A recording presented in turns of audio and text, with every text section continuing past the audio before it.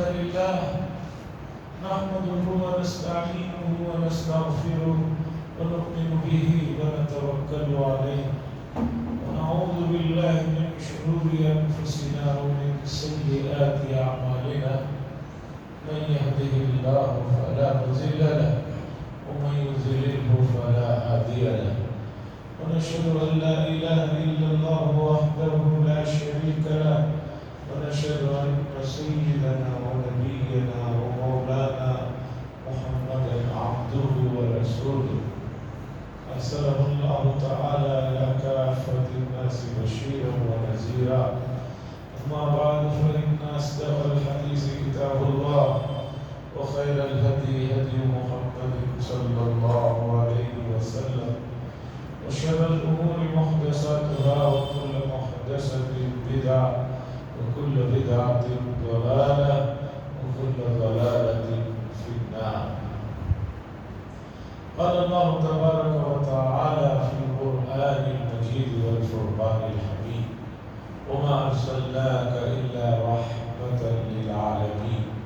وقال صلى الله عليه وسلم لا يؤمن أحدكم حتى يكون هواه تبعا لما جئت به أو كما قال صلى الله عليه وسلم. عزیزان محترم،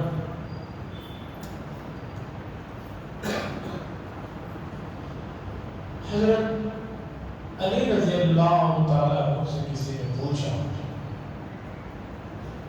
آپ نے پروردگار کے وجود کو اور پروردگار کو کیسے پہچانا؟ اللہ کی ذات ہے اور اس کا وجود ہے، اسے آپ نے کیسے پہچانا؟ یہ سوال کیا تھا لوگوں نے حضرت علی رضی اللہ تعالیٰ. حضرت علی رضی اللہ تعالیٰ جن کے بڑے فضائل اور مناقب ہیں، رسول اللہ صلی اللہ علیہ وسلم سے دو رشتہ داریاں ہیں. ایک تو چچا زاد بھائی بھی ہیں اور دوسرے رسول اللہ صلی اللہ علیہ وسلم کے داماد بھی ہیں. بہت ذہین آدمی تھے، بے شمار ان کی ذہانت کے واقعے تاریخ میں موجود ہیں. تو حضرت علی رضی اللہ تعالیٰ عنہ نے فرمایا، جو جواب دیا وہ ایسا جواب ہے کہ ہر آدمی اس جواب کو سمجھنا چاہے، محسوس کرنا چاہے تو کر سکتے. کسی بھی سوال کے جواب مختلف ہو سکتے ہیں. ایک علمی جواب ہو سکتا ہے، ایک الزامی جواب ہو سکتا ہے، پھر علمی جواب الگ الگ کیٹیگری کا ہو سکتا ہے. لیکن ایک ایسا جواب جس ہر آدمی ہر زمانے میں محسوس کرے. مثال کے طور پر بہت سی چیزیں ایسی ہیں کہ وقت بدلنے کے ساتھ ساتھ اس سے مثال دینا مشکل ہو جاتا ہے. مثلا اب اگر کوئی آدمی یہ کہے کہ بھئی فلاں آدمی بڑے مالدار تھے اس لیے کہ ان کے پاس پیجر تھا، تو اب نوجوان بچے پوچھیں گے کہ بھئی پیجر کیا چیز ہے؟ پھر ان کو بتانا پڑے گا ابھی زمانے میں فون نہیں تھا، چھوٹی سی مشین ہوتی تھی، اس میں نمبر آ جاتا تھا، پھر آدمی اس نمبر کو فون کرتا تھا. اب وہ بات ختم ہو گئی. اب کوئی مثال دینا چاہے کہ پیجر تھا، وہ کوئی بڑی بات نہیں. کوئی کہے کہ بھئی ہمارے دادا صاحب بہت مالدار آدمی تھے اس لیے کہ ان کے گھر میں لینڈ لائن فون تھا. اب اگر یہ بات کسی کو کہیں گے تو نوجوان نسل کہے گی کہ عجیب بات ہے، یہ ابھی تک لینڈ لائن میں بیٹھے ہوئے ہیں، ہم لوگ موبائلوں میں. اور کسی زمانے میں تھی بات لینڈ لائن کی کہ بھئی وہ جس کے گھر میں ہوتا تھا وہ جو ہے بہت کچھ گاؤں کا محلے کا مالدار تھا. اسی طرح کوئی یہ کہے آج کے زمانے میں ہمارے دادا پردادا وہ تھے جن کے گھر میں لائٹ تھا. کہے گا بھی اس میں کون سی بات ہو، اسے نہیں معلوم کہ آج سے تقریباً 80-90 سال پہلے 100 سال پہلے کسی کے گھر میں لیٹ ہونا وہ کتنی بڑی بات تھی. تو کچھ چیزیں کچھ جوابات ایسے ہوتے ہیں کہ وہ زمانے کے ساتھ ساتھ پھر وہ جواب جو ہے ہر آدمی کو سمجھ میں نہیں آتا ہے, پھر نئے انداز میں بتانا پڑتا ہے. لیکن رسول اللہ صلی اللہ علیہ وسلم کے جوابات کو دیکھیے یا اسی طرح قرآن کی مثالوں کو دیکھیے, وہ کسی بھی زمانے میں آدمی یہ نہیں کہہ سکتا کہ بھی یہ بات میری سمجھ میں نہیں آ رہی, نہیں, وہ واضح مثالیں ہوتی. اسی طرح حضرت علی رضی اللہ تعالیٰ عنہ سے جب کسی نے پوچھا کہ آپ نے اللہ کے وجود کو کیسے جانا, کیسے پہچانا, انہوں نے جو جواب دیا وہ بڑا پیارا جواب ہے. ہر زمانے میں ہر آدمی, کوئی سا بھی آدمی ہو, گاؤں کا, دیہات کا, شہر کا, پڑھا لکھا, ان پڑھ, سب آدمی جان سکتا. انہوں نے فرمایا عرفت ربی بفصل العزائم, میں نے رب کو پہچانا میرے ارادوں کو ٹوٹتا ہوا دیکھ کر, میرے عزائم کو ٹوٹتا ہوا دیکھ کر میں نے اللہ کو پہچانا. عزائم, ایک آدمی ارادہ کرتا ہے کہ مجھے ایسا کرنا ہے, لیکن وہ ارادے میں ناکام ہو جاتا ہے. آدمی سوچتا ہے کہ مجھے 6 بجے اٹھنا ہے, لیکن 6 بجے نہیں اٹھ پاتا ہے. 6 بجے آنکھ کھلتی بھی ہے, الارم بند کر کے سو جاتا ہے. تو حضرت علی نے فرمایا کہ ہم جو ارادے کرتے ہیں وہ ارادے ٹوٹ جاتے ہیں. اس کا مطلب کوئی ذات ہے وہ ارادوں کو توڑنے والی. ہم سے بڑی کوئی ذات ہے جو ہمارے ارادوں کو, ہمارے پلانوں کو رد و بدل کرنے والی. اس سے میں نے پہچانا کوئی ایک ذات ہے جو آدمی کے اوپر ہے. اس سے میں نے پہچانا کہ میں اللہ کا وجود. اب یہ ایسی بات ہے کہ ہر آدمی پڑھا لکھا, ان پڑھ, گاؤں کا, دیہات کا, شہری کا, 2020 کا آدمی بھی سمجھ سکتا ہے, 1920 میں بھی آدمی سمجھ سکتا ہے. آدمی ایک پلان بناتا ہے, چاہے وہ اپنے لیے بنایا ہو, اپنے بچوں کے لیے بنایا ہو, یا کسی کے لیے بھی بنایا ہو, لیکن وہ ارادے ٹوٹ جاتے ہیں. ارادہ کرتا ہے کہ وہ فلاں سے مثلا میں غصے میں ہوں, لیکن ایک تھوڑی مدت گزرتی ہے کہ اس سے غصہ ختم ہو جاتا ہے.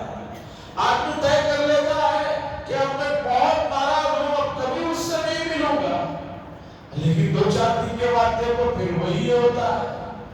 تو بتانا یہ ہے کہ اللہ کے وجود پر دلائل کی ایک بہت لمبی فہرست ہے, اس میں کوئی شک و شبہ نہیں.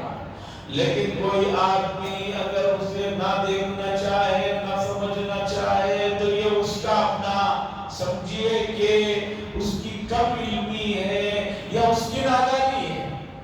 میں گزشتہ 3-4 جمعہ سے ایک موضوع پر آپ حضرات کی توجہ مبذول کرا رہا ہوں, وہ یہ ہے کہ اب یہ زمانہ میں, آج کے ماحول میں ایک نئی بیماری ہے, ایک نیا گناہ, مرض اور ناختم ہونے والی بیماری شیطان نے ایک قدم اور آگے بڑھا دیا ہے. وہ ہے کسی بھی مذہب کو نہ ماننا, ناستک ہونا. کہتے ہیں کہ ہم کسی بھی مذہب کو نہیں مانتے. مذہب نام کی کوئی چیز نہیں ہے, اور یہ بدترین گناہ ہے. گناہوں میں بدترین گناہ ہے. کوئی آدمی ایک باطل مذہب کو مان رہا ہے تو آگے چل کر امید ہے کہ وہ صحیح مذہب کی طرف آ جائے گا, لیکن اللہ ہی کو نہ ماننا, کسی بھی دھرم کو ہی نہ ماننے کی بات فخر سے کہنا, یہ شیطان کا ایک اور آگے کا قدم ہے جو اس نے کامیابی حاصل کی. جیسے ہر چیز میں سائنس میں ترقی ہو رہی ہے, اب اس طرح جو ہے شیطان بھی اپنے حواریین کو گناہوں کی آخری فہرست میں لے جانا چاہتا ہے جہاں سے ان کی واپسی. جو آدمی اللہ کا انکار کرے, یہ کتنی بڑی حماقت ہے, جہالت ہے اور اس کی بیوقوفی ہے. وہ یہ کہہ رہا ہے کہ یہ پورا سسٹم خود بخود چل رہا ہے. ارے یہ گھڑی بغیر شرکے نہیں چل سکتی, یہ گھڑی بغیر شرکے نہیں چل سکتی. آپ خود ارادہ نہ کرو تو ایک قدم آگے نہیں اٹھ سکتا کہ آپ بیٹھے ہوئے ہو, آپ کے قدم خود بخود چلنا شروع ہو جائے. अज़ीज़ान गिरामी, वजूद बारी ताला पर बेशुमार दलाइल है, इसे समझने की ज़रूरत है। जब आदमी अल्लाह के वजूद को और उसकी हकीकतों को और उसकी कारीगरी को समझेगा तो फिर अल्लाह का जो मकाम है, अल्लाह की जो अज़मत है, उसकी जो बड़ाई है उसके दिल में है। फिर उस आदमी को अल्लाह की बातों पर अमल करने में कोई परेशानी नहीं होगी। आप जिससे डरते हैं, जिसे बड़ा समझते हैं, उसके लिए आपके दिल में ये कोशिश होती है कि मैं इसे नाराज ना करूं। एक आदमी अपने उस्ताद की बेइंतहा अज़मत करता है, बेइंतहा मोहब्बत करता है, तो वो कोशिश करता है कि मैं कोई ऐसा काम ना करूं जिससे उस्ताद का दिल दुखे, मेरे माँ बाप का दिल दुखे, मेरे रिश्तेदारों का दिल दुखे, मेरे हमवतन साथियों का दिल दुखे। क्यों? इसलिए कि उसके दिल में उसके लिए मोहब्बत है, अज़मत है। ये सबसे ज्यादा अज़मत, ये सबसे ज्यादा मोहब्बत, ये सबसे ज्यादा एहतराम एक इंसान के दिल में अल्लाह तबारक व तआला का होना चाहिए। जब अल्लाह का एहतराम, अल्लाह की अज़मत सबसे ज्यादा दिल में होगी तो फिर यकीन मानिए शरीयत के किसी हुक्म पर उसे अमल करने में कोई परेशानी नहीं होगी, कोई दिक्कत नहीं होगी। आप जिसे अपना रहबर मानते हैं, जिसे अपना लीडर तस्लीम करते हैं, जिसे अपना ज़हीन तरीन आदमी मानते हैं, उसकी किसी भी बात को आप इनकार नहीं करते। वो कहते नहीं भाई इसमें कोई तो राज होगा, मेरे ये बड़े आदमी ने कहा है ऐसा करो तो इसमें जरूर कोई राज होगा, कोई हिम्मत होगी, वो बताएंगे कभी मुझे इस पर अमल करना। हम इंसानों के लिए तो ये एहतराम और अज़मत रखते हैं, लेकिन अल्लाह की ज़ात के सिलसिले में ये अज़मत और एहतराम ना होने की वजह से रूहे ज़मीन पर पूरी कायनात में ये फसाद और ये जो है खून-रेज़ियां चल रही हैं। कुरान ने क्या फरमाया? वमा क़दरुल्लाह हक़्क़ क़द्री। लोगों ने अल्लाह की जो कद्र है, जैसे उसकी कद्र है, जैसे उसकी अज़मत है, जैसे उसकी बुलंदियां और उसकी कुदसियत है, वैसे लोगों ने जाना है, जिसकी वजह से अब शरीयत के अहकामात में लोगों को इश्कालात पेश आ रहे हैं। फारसी में मशहूर कहावत या जुमला है, वो है मर्ज़ी मौला अज़हमा औला। अल्लाह की मर्जी से बेहतर हर चीज नहीं है, कोई भी चीज मर्ज़ी मौला से बेहतर नहीं है। मर्ज़ी मौला क्या है जानिए,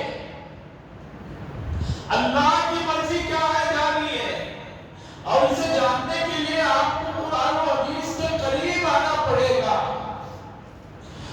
बहुत से लोगों के दिलो दिमाग में शैतानी ख्यालात, वसवसे पनपते रहते हैं, अजीब अजीब किस्म की चीजें दिलो दिमाग में आती रहती हैं। आदमी जो है इन ख्यालात को अगर फौरन ना झटके, अल्लाह से मदद ना चाहे, तो वो आदमी ईमान के दायरे से निकल जाए। और हदीस में इस सिलसिले में जो तालीमात हैं उसे समझिए। रसूलुल्लाह सल्लल्लाहु अलैहि वसल्लम ने फरमाया, तिरमिज़ी शरीफ में ये हदीस, एक आदमी एक काम पूरी मेहनत, ईमानदारी और प्लानिंग से करता है, उसके बावजूद वो काम बिगड़ जाता है, खराब हो जाता है, नाकाम हो जाता है, तो हदीस में है कि पूरी काम मेहनत, पूरी प्लानिंग, पूरी कोशिश के बाद वो काम नाकाम हो गया या वो फेल हो गया, तो हदीस में है अब शैतान इंसान के पास आता है, आकर कहता है अगर ये काम तुम ऐसे किए हुए होते तो ये काम हो जाता, अगर तुम ये रास्ते से जाते तो बच जाते, अगर वो रास्ते से यूं आते तो बच जाते। हदीस में है फइन्ना लौ لامو زبر لو عربی میں اگر کے معنی میں استعمال ہوتا ہے. حدیث میں حضور صلی اللہ علیہ وسلم نے فرمایا یہ جو اگر ہے یہ اگر مگر شیطان کا راستہ ہے، اس سے شیطان انسان کو گمراہ کر دیتا ہے. آپ نے پوری محنت کی، کوشش کی، پلاننگ کی، اس کے بعد اگر وہ کام نہیں ہوتا تو آپ کہہ دیجئے کہ میرا مقدر میں نہیں تھا. اگر آپ اس اگر میں مگر میں پڑھ کر جو ہے یہ سوچتے ہیں کہ یہ ایسا ہوتا تو میں ویسا کر لیتا، ویسا ہوتا تو ایسا کر لیتا، وہ تو آپ نے پہلے پلاننگ کی تھی نا. پہلے تو آپ نے ایک کام کی پلاننگ کر کے کام کیا تھا، جب اس میں کامیاب نہیں ہوئے. یہ اگر مگر میں آپ پائیں گے تو حدیث میں ہے کہ آدمی کو شیطان اس اگر مگر سے اچک لیتا ہے اور اللہ سے جو ہے برزت کرا دیتا ہے، بلکہ اللہ سے سمجھتا ہے کہ میں اللہ سے بھی بڑھ کر میری ذات ہے کہ میں جو چاہوں وہ کر سکتا. حدیث کا مطالعہ انسان کو بڑا فائدہ پہنچاتا ہے. کیوں؟ اس لیے کہ احادیث رسول اللہ صلی اللہ علیہ وسلم کی طرف سے جو احادیث ہم تک پہنچی ہیں وہ دراصل اللہ ہی کی بتائی ہوئی بات ہے، اور اللہ سے بہتر انسان کو کون سمجھ سکتا ہے؟ کوئی نہیں سمجھ سکتا. تو اب اگر اللہ کسی چیز کی رہنمائی فرما رہے ہیں تو جو ہے آدمی کو اس رہنمائی سے ہٹ کر دوسروں کی رہنمائی میں جانا ہوا.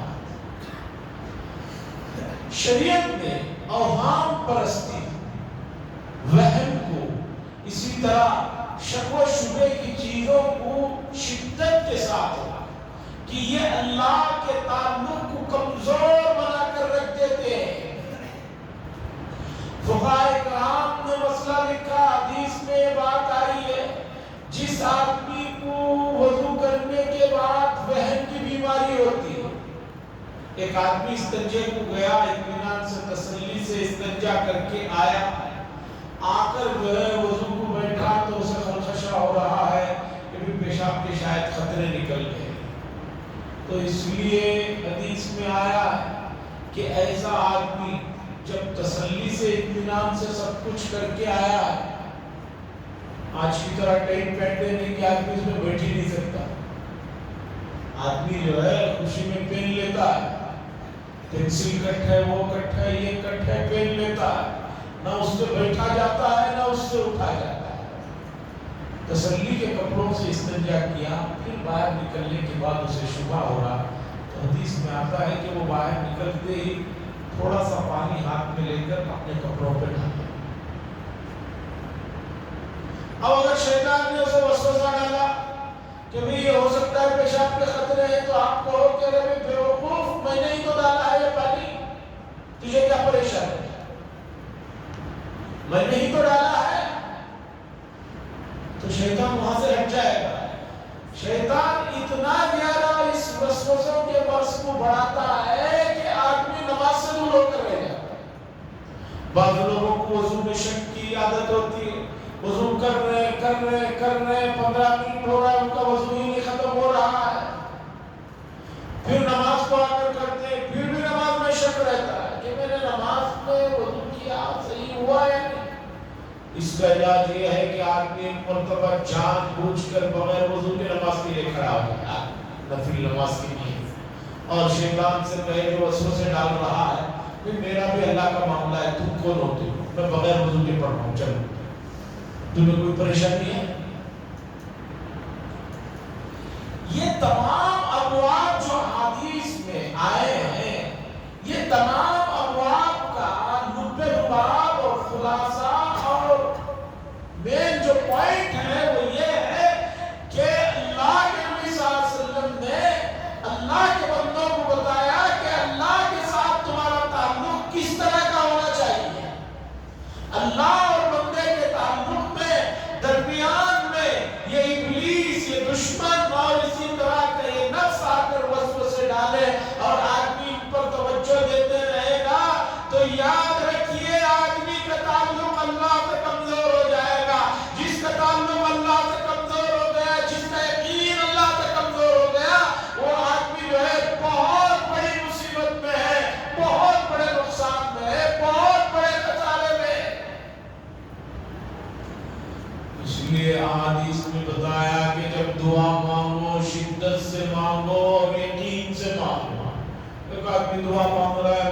ہوئے بھی وہ کہہ رہا ہے کہ پتہ نہیں اللہ قبول فرمائے گی نہیں فرمائے. اس طرح کی بے یقینی اللہ کی ذات کے سلسلے میں اللہ کے نبی صلی اللہ علیہ وسلم نے فرمایا یہ مومن کی شان.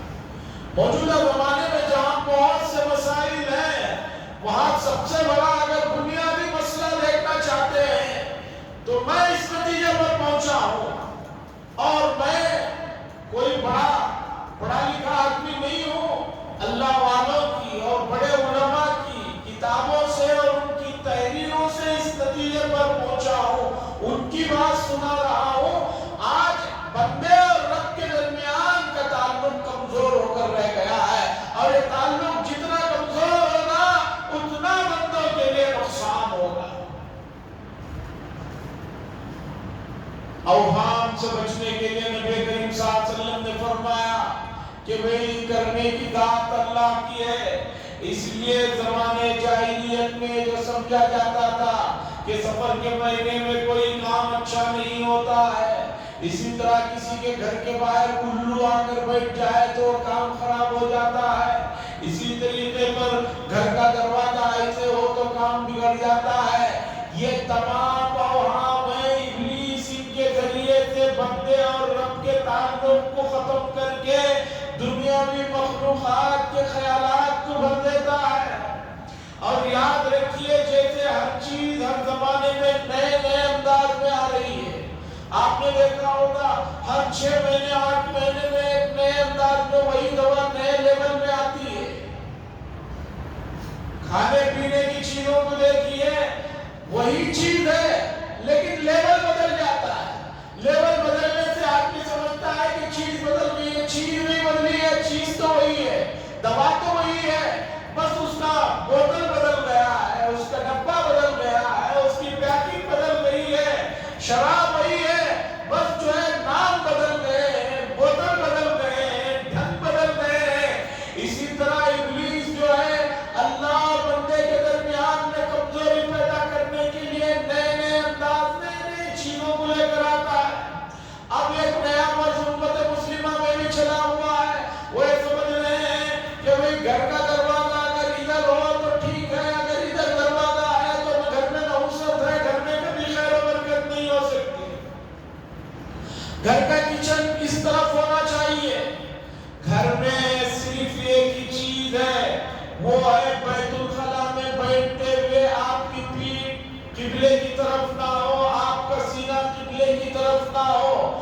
صرف ایک چیز دیکھنا ہے کہ گھر میں ٹوائلٹ کیسا بن رہا ہے، قبلے کی طرف پیٹھ اور سینہ نہ ہو، بس اتنا خیال رکھنا ہے. باقی آپ یہ روم ادھر رکھیں یا یہ کچن ادھر رکھیں، اوپر پانی کی ٹینکی ادھر رکھیں، اس سے کوئی مسئلے میں فرق پڑنے والا نہیں ہے. اور یہ ہندوؤں کے عقیدے ہیں جو امت مسلمہ میں چلے آ رہے ہیں. 10:05 پر جو ہے یہ کام شروع کرنا چاہیے، 9:13 پر کام کرنا چاہیے. یہ سب جو ہے انسان کو اللہ سے دور کرنے والی چیزیں ہیں. یہ عقیدوں کی کمزوری ہے. اعمال کی کمزوری برداشت ہو سکتی ہے، اس میں جو ہے سزا کے بعد جنت مل سکتی ہے، لیکن عقیدوں کی کمزوری میں کوئی قابل قبول عمل نہیں ہے. یہ چیز جو ہے انسان کو بہت بڑے خسارے میں لے جا کر چھوڑنے والا. اب نئی نسل کو عقیدے پڑھائے کہاں، سمجھائے کہاں؟ اس لیے کہ نیا تعلیمی نظام ایسا بنایا گیا ہے کہ جس میں بچوں کی ذہنی اور جسمانی دونوں حالتیں کمزور ہو کر رہی ہیں.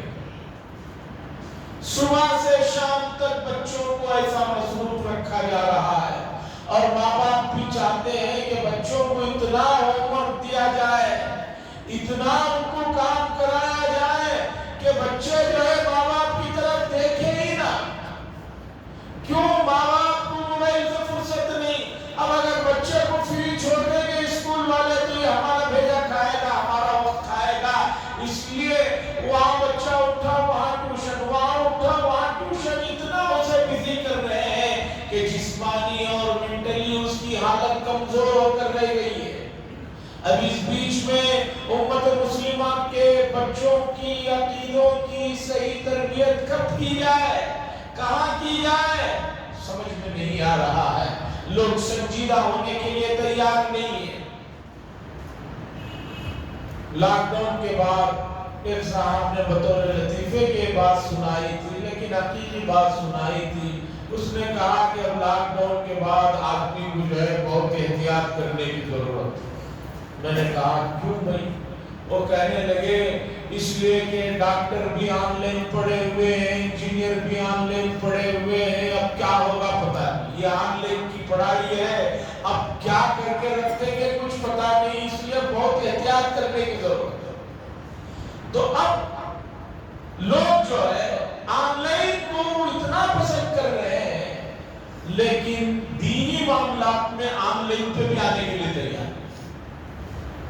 آف لائن تو چھوڑیے، آن لائن کے لیے تیار ہیں۔ عزیزہ نگرامی، رسول اللہ صلی اللہ علیہ وسلم کا جو بعثت کا مقصد ہے، جسے قرآن نے واضح انداز میں بتایا، وہ یہ ہے وَالَّذِي بَعَثَ فِي الْأُمِّيِّينَ رَسُولًا مِّنْهُمْ يَتْلُو عَلَيْهِمْ آيَاتِهِ وَيُزَكِّيهِمْ وَيُعَلِّمُهُمُ الْكِتَابَ وَالْحِكْمَةَ۔ اللہ نے فرمایا ہم نے نبی کو اس لیے بھیجا کہ وہ تمہارے درمیان، تمہارے سامنے ہماری آیتوں کی تلاوت کر کر تمہیں سنائے۔ تلاوت آیت، قرآن مجید کی تلاوت ثواب کی نیت سے آدمی سنے اور سنائے۔ آج ماحول کہاں ہے قرآن سننے اور سنانے کا؟ ایک مہینہ ماہ مبارک کا آتا ہے، رمضان المبارک کا، جس میں تراویح میں پورا قرآن مجید سننے سنانے کا رواج رہتا ہے۔ حافظوں کو پوچھئے کہ وہ ایک مہینے کی تراویح میں ان پر کیا گزرتا ہے۔ 2 منٹ ادھر ادھر ہو جائے، نماز کے بعد حافظ صاحب کو پکڑ لیتے ہیں، کہتے ہیں آج 2 منٹ زیادہ ہو گئے، آج 2 منٹ اور کم ہو گئے، ایسا کیوں ہو رہا ہے؟ فلاں مسجد میں تو بہت جلدی ہو جاتی ہے۔ اور اللہ رحم فرمائے، مسلمانوں میں ایک طبقہ ایسا بھی اٹھا ہے، وہ کہہ رہا ہے کہ پورا قرآن سننا ضروری نہیں ہے، جتنا چاہے سن لو۔ تو وہ جو ہے صرف پوپو پارا سنا کر جو ہے 5-6 پارے میں پورا رمضان گزارتے رہے۔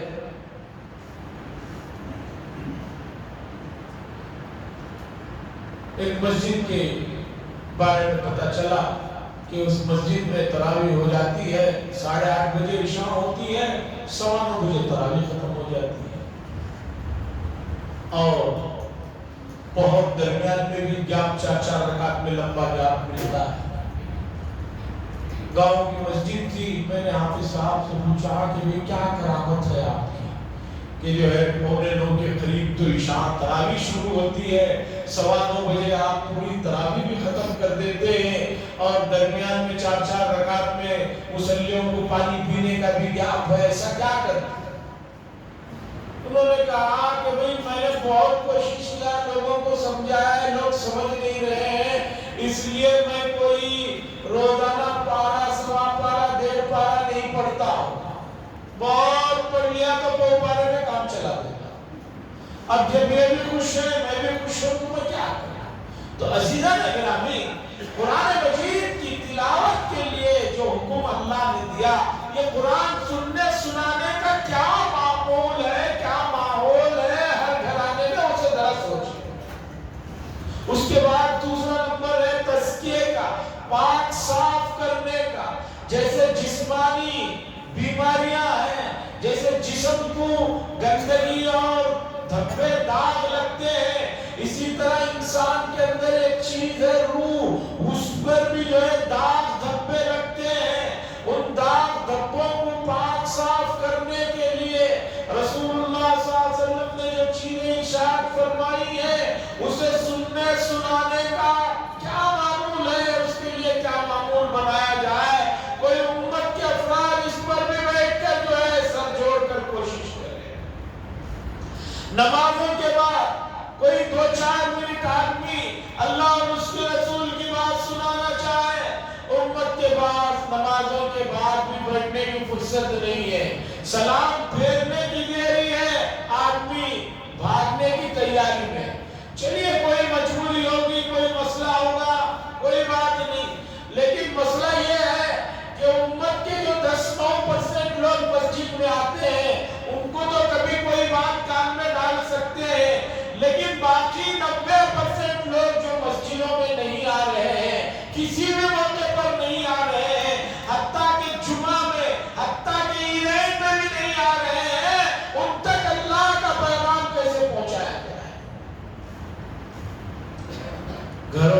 पास जाओ, आदमी साफ कह देता है कि नहीं, बाहर कैमरे लगे हुए देख लेते हैं कौन आए हुए, फौरन वहीं से जो है तलाक मिलती है भी नहीं। जूते चप्पल भी देखकर आदमी पहचान नहीं सकते, आजकल जूते चप्पल भी आदमी अंदर रख लेता है। बाहर ताला देखने का भी रिवाज खत्म, इसलिए कि अंदर से भी उसी तरह का लॉक रहता, पता ही नहीं चलता कि आदमी अंदर से लॉक डाल लेकर गया है कि बाहर से लॉक डाल कर गया है। अजीजा ने गिरामी, अल्लाह और बंदे के ताल्लुकात जो कमजोर होते जा रहे हैं, इससे बढ़कर कोई खसारा, इससे बड़ा कोई नुकसान नहीं है। और इस ताल्लुक को मजबूत करने के लिए जितनी भी मेहनत की जाए, जितनी भी कोशिश की जाए वो कम है, और जितनी मेहनतें और कोशिशें हो रही हैं वो नाकाबिल जो है तलाफी है, इससे काम होने वाला नहीं है। इसलिए हमारी बहुत ही मुअद्दबाना आजिज़ाना गुजारिश है, जिस अल्लाह ने हम लोगों को पैदा फरमाया, जो हमारा खालिक व मालिक है, उसके हुकूम को जानिए, उसके मकाम को जानिए, उसकी अज़मत को जानिए। और अगर आपने नहीं जाना तो आपसे बड़ा कोई जो है घाटे में और नुकसान में नहीं रहे। इसीलिए हदीस में आता है, अल फकीर अशद्दु, एक अल्लाह का इल्म रखने वाला इब्लीस पर 100 बेइल्मों पर भारी पड़ता है।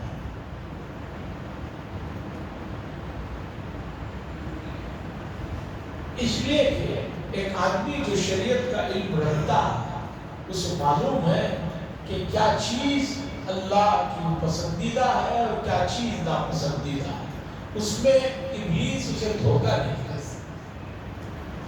वाक़या लिखा है, इब्लीस ने एक फकीर एक शराब खाने के पास मिला, मिलकर कहने लगा कि मैं फरिश्ता हूँ, आसमानों से आया हूँ, तुमने माजी में पास में बहुत इबादत की है, बहुत नेक काम किए हैं, इसलिए अल्लाह का हुक्म है कि आज से तुम्हारे ऊपर तमाम चीज़ें जो फर्ज थी वो साबित कर दी गई हैं और तुम जितनी चाहे शराब भी पी सकते। वो आदमी नशे की हालत में भी था, सर उठाकर कहने लगा, मैं औज़ुबिल्लाह पढ़ता हूँ, मैं जानता हूँ कि तुम इब्लीस हो, इसलिए कि मुझे इतना इल्म है, दुनिया की सबसे अजीम शख्सियत मोहम्मद रसूलुल्लाह सल्लल्लाहु अलैहि वसल्लम, उन पर से कोई चीज जो है फराइज साबित नहीं हुए तो मैं कौन होता हूँ कि मेरे ऊपर से नमाज़ें साबित हो जाए, माफ हो जाए। मुझे लगता है कि तुम मुझे और गुमराह करना चाहते हो, दफा हो जाओ। वो इब्लीस एक और ऐसे आदमी के पास पहुंचा जिसके पास इल्म नहीं, जो बहुत इबादत में लगा हुआ था, उससे जाकर कहने लगा, रोशनी के सामने जाहिर किया। वो आदमी रोशनी से घबराया, तो फिर इसने पूछा कि मैं आसमान से जिब्रील आया हुआ हूँ, तुमने बहुत नमाज़ें पढ़ ली, जाओ आराम करो। उसने कहा जिब्रील है तो अल्लाह ने हुक्म दिया होगा। तो इब्लीस ने कहा हाँ, अल्लाह ही ने हुक्म दिया है, बहुत पढ़ लिया, तुम जाओ आराम करो, आज से तुम्हारे ऊपर कोई चीज। वो खुशी से चली। अगर वो अल्लाह के मकाम और कुरान और हदीस के अहकाम को जानता होता तो समझता कि हज़रत जिब्रील अलैहिस्सलाम अंबिया के पास आते हैं, हम जैसे मामूली इंसानों के पास नहीं आते पैगाम देने के लिए। तो अज़ीज़ान गिरामी, मौजूदा ज़माने में बंदे और रब का ताल्लुक कमजोर होता जा रहा है, और इस कमजोरी को दूर करना आज का सबसे बड़ा फरीज़ा है। और उसके लिए आदमी अल्लाह के मकाम को, अज़मत को बताने वाली आयतें और अहादीस और जो चीज़ें कुरान और हदीस में आई है उनको बार बार पढ़ता रहे, सुनता रहे, सुनाता रहे, उसका मुज़ाकरा करता रहे, तो बंदे का ताल्लुक अल्लाह से मजबूत हो जाएगा। फिर जब ताल्लुक मजबूत हो जाएगा तो आपकी हर चीज आसमान तक पहुंचेगी। डॉक्टर इकबाल साहब ने फरमाया, पर नहीं ताकत परवाज़ मगर रखती कब, जब ताल्लुक मजबूत होना चाहिए। यहाँ इतना कमजोर ताल्लुक है कि इस ताल्लुक कमजोरी की वजह से हमारी آسمان تک نہیں پہنچ رہی ہے. اللہ سے اپنا تعلق کو مضبوط کیجئے. وآخر دعوانا الحمدللہ رب العالمین. اندر کے حصے میں تشریف